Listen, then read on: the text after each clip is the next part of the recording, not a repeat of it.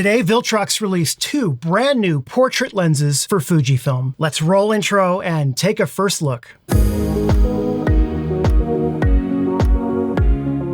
Hi everyone, welcome to Pal to Tech. Today we are talking about two Viltrox autofocus portrait prime lenses just released for Fujifilm. The first is a 75mm f1.8 and the second is a 90mm f2.2. Both lenses are part of their EVO lineup. EVO is sort of the middle category that sits between the Viltrox Pro line on the higher end and their Air series lenses. Now, of course, detailed videos for each of these lenses is going to be forthcoming, and I am going to take a deep dive and give you a lot more real-world testing and performance information and so forth for now, because I've only been using these lenses for a few days. I'm going to share with you my initial thoughts, some important specs, and I'll show you a few images as well. Before I continue, a quick disclaimer. Viltrox did send these lenses over to this studio so that I could check them out and tell you what I think. They did not sponsor this video, nor were they involved in its production in any way at all. They were not allowed to see any of the footage, any part of the video whatsoever, until right now when it's been published for all of you. Inside the boxes of both lenses, you get that cloth bag that, looks nice, feels nice.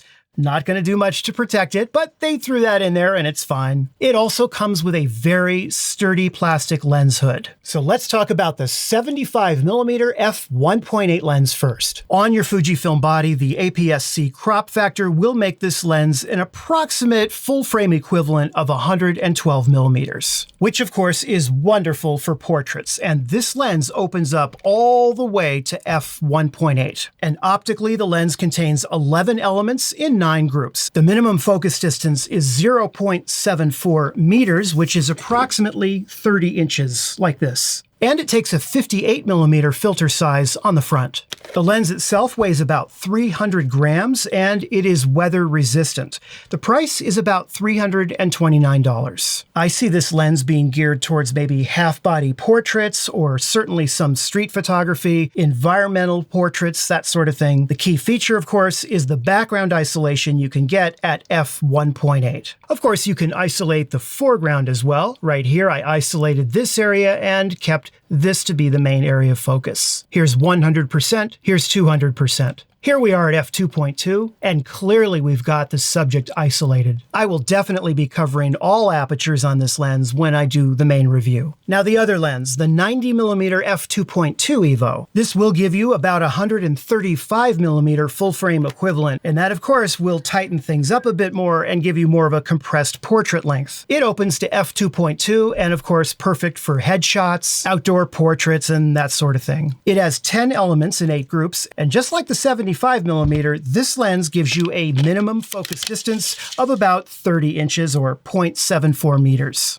And also, just like the 75, it fits a 58mm filter on the front and is weather resistant. Now you should be aware that the 90mm is a bit heavier than the 75mm and it weighs in at 320 grams. And it is priced at $30 more than the 75 for a total of $369. Now, even though the 90mm does not open up as wide as the 75mm, have a look at this right here. From what I could see in my very limited testing, I love the subject isolation on the 90. We're at f2.2 here. I felt the color rendering on both lenses to be equivalent. If anything, it's a little bit more saturated than I would have thought. Here we are, approximately at the center, zoomed in at 100%. Let's bump it to 200, and finally 400%. And you can see that subject to background isolation for sure.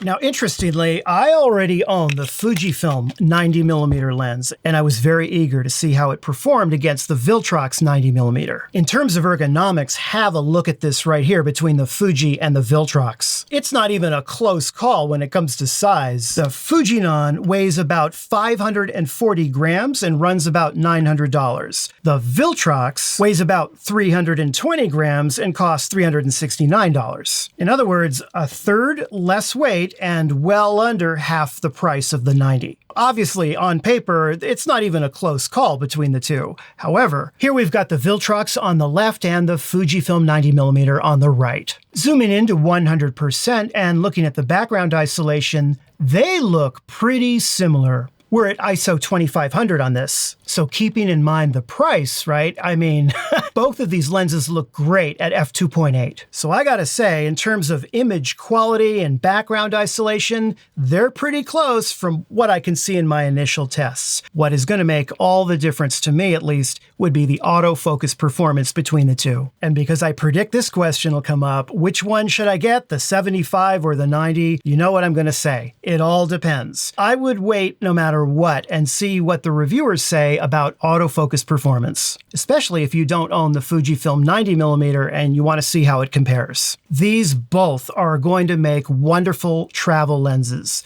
They're light and yet they're sturdy. I very much like the focus ring, the feel of it. Same thing with the aperture ring.